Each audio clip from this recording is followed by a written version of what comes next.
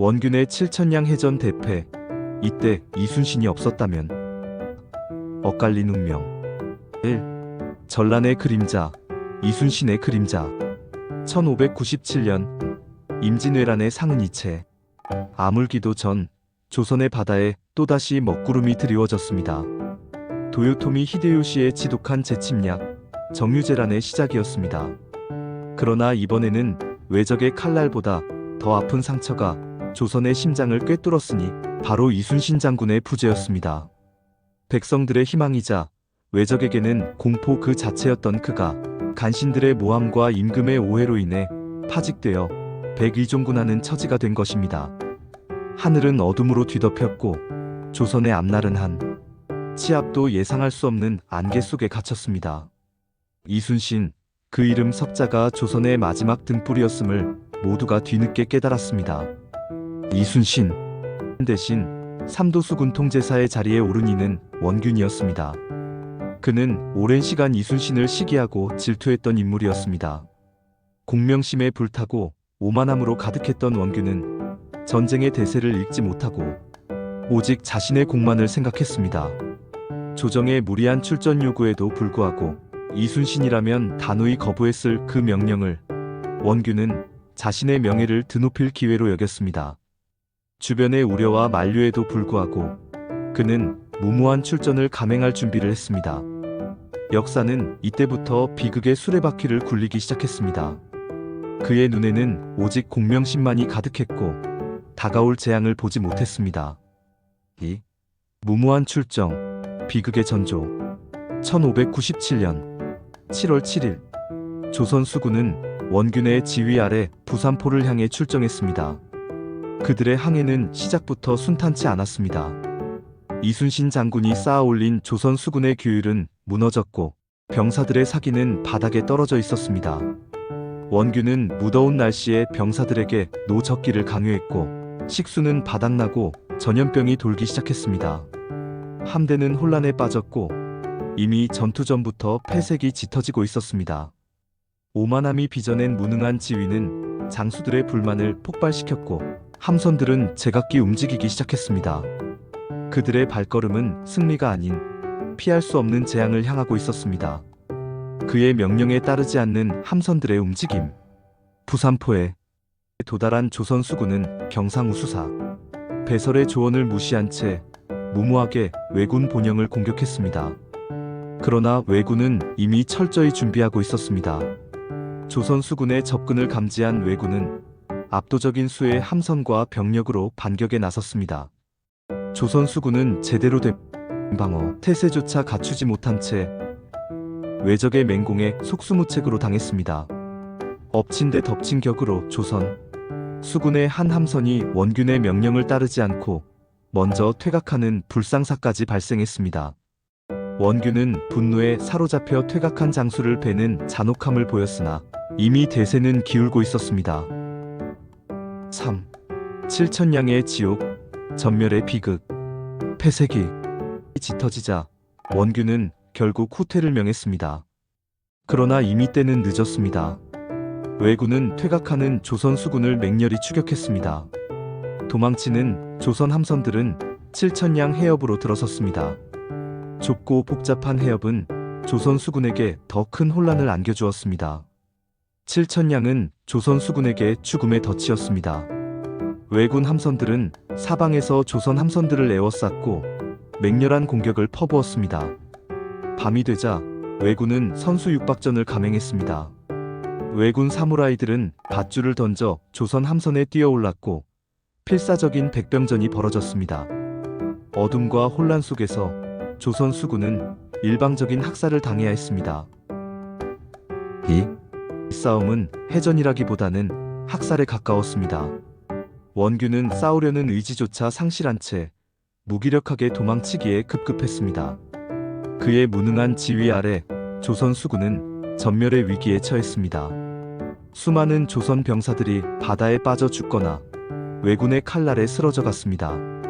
피로 물든 칠천량 바다는 조선 수군의 비명으로 가득 찼습니다. 경상우수사 배설은 남은 12척의 전선을 이끌고 가까스로 전장을 이탈했지만 그 외의 대부분의 함선들은 침몰하거나 왜군의 손에 넘어갔습니다. 조선 수군의 자랑이었던 판옥선과 거북선마저 외적의 손에 넘어가거나 바다에 수장되었습니다. 조선의 바다는 이제 외적의 손에 완전히 넘어갔습니다. 4. 이순신의 귀환, 재건의 희망. 칠천량 해전의 비극적인 소식은 육지로 빠르게 전해졌습니다. 조선 조정은 충격과 절망에 빠졌습니다. 왜군은 칠천량의 승리를 발판 삼아 남해안의 제해권을 장악하고 서해로 진출하여 한양을 직접 위협하려 했습니다. 이제 조선은 육지에서도 바다에서도 위기에 봉착했습니다. 모든 희망이 사라진 듯 보였습니다. 혼란과 공포가 조선 전역을 휩쓸었습니다. 그러나 바로 그때 조정은 한 줄기 빛을 찾아 나섰으니 다시금 이순신을 삼도수군 통제사로 임명하는 것이었습니다. 백의종군하던 이순신은 그 참혹한 소식을 듣고 비통함을 금치 못했습니다. 그의 심장은 찢어지는 듯 아팠지만 다시금 조국을 구하겠다는 의지는 더욱 강해졌습니다. 신에게는 아직 12척의 배가 있습니다. 이순신 장군은 모든 것을 잃은 절망 속에서도 희망의 끈을 놓지 않았습니다. 경상우수사 배설이 겨우 지켜낸 12척의 판옥선. 그것이 조선 수군의 전부였습니다. 이순신은 남은 병사들을 다독이고 흩어진 군량미를 모으며 다시금 조선 수군을 재건하기 시작했습니다. 그의 지휘 아래 지옥 같은 패배 속에서도 살아남은 병사들은 다시금 용기를 얻었습니다. 그들은 이순신이라면 다시 해낼 수 있을 것이라 믿었습니다. 칠천량의 비극은 이순신을 더욱 강하게 만들었고 그는 역사의 가장 어두운 순간에 다시 우뚝 섰습니다. 마치 불사조처럼 그는 재앙 속에서 날아오르기 시작했습니다. 이순신 장군이 엇갈린 운명, 역사의 교훈. 칠천량 해전은 단순한 군사적 패배가 아니었습니다. 그것은 이순신의 부재가 초래한 비극이자 무리한 명령과 오만한 지휘가 얼마나 참혹한 결과를 가져오는지를 보여주는 잔혹한 교훈이었습니다. 원균의 탐욕과 무능함, 그리고 조정의 단견이 수많은 조선 병사들의 목숨을 앗아갔고 조선을 멸망 직전까지 몰아넣었습니다. 임진왜란 초기의 연전연승이 이순신의 존재 때문이었음을 역설적으로 증명한 해전이었습니다. 왜적은 칠천량의 승리에 도취되어 조선을 완전히 삼킬 수 있다고 믿었습니다.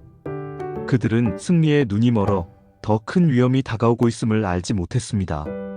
그러나 칠천량의 비극은 동시에 이순신이라는 영웅의 존재 가치를 더욱 빛나게 했습니다. 백성들은 이순신만이 다시금 조선을 구할 수 있음을 깨달았고 그의 복귀에 열광했습니다. 원균의 실패는 이순신의 천재적인 전략과 탁월한 지휘력이 단순한 우연이 아니었음을 증명했습니다. 죽음의 문턱까지 갔던 조선 수군은 이순신이라는 이름 아래 다시 뭉쳤고 기적 같은 회복력을 보여주었습니다. 칠천량 해전은 패배를 통해 승리의 가치를 그리고 진정한 리더십의 중요성을 깨닫게 한 역사의 엄중한 교훈이었습니다. 고난과 시련 속에서 비로소 진정한 영웅의 가치가 드러난 것입니다. 6. 제도약의 서막, 명량의 그림자. 칠천량 해전의 참담한 결과는 곧바로 명량해전이라는 더 큰 시험대로 이어졌습니다. 왜군은 칠천량의 승리에 도취되어 압도적인 수로 명량으로 향했습니다. 조선 수군은 이제 12척의 배로 300척이 넘는 왜군 함대에 맞서야 하는 절체절명의 위기에 처했습니다. 모두가 패배를 예견했고 두려움에 떨었습니다.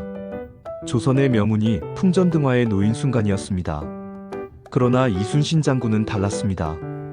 그는 이미 다음 승리를 계획하고 있었고 죽음을 두려워하지 않는 불굴의 의지로 병사들을 이끌었습니다. 그의 눈빛에는 오직 승리에 대한 확신만이 가득했습니다. 칠천량의 비극이 이순신의 가치를 증명했다면 명량의 기적은 그의 존재가 조선의 운명 자체였음을 보여줄 것입니다. 원균의 패배는 이순신에게 더 큰 시련을 안겨주었지만 동시에 그가 조선의 마지막 희망임을 각인시켰습니다.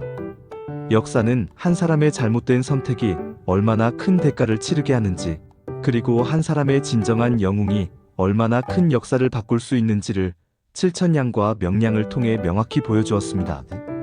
비극에 칠천냥이 있었기에 기적의 명량이 더욱 빛날 수 있었습니다. 칠천냥의 교훈은 조선 수군에게 피해 대가로 새겨진 영원한 가르침이었으며 불멸의 영웅 이순신의 서막을 알리는 비극적인 배경이 되었습니다. 구독, 좋아요로 흥미있는 역사를 만나세요. 역사의 숨은 이야기를 전하는 역사 파일이었습니다.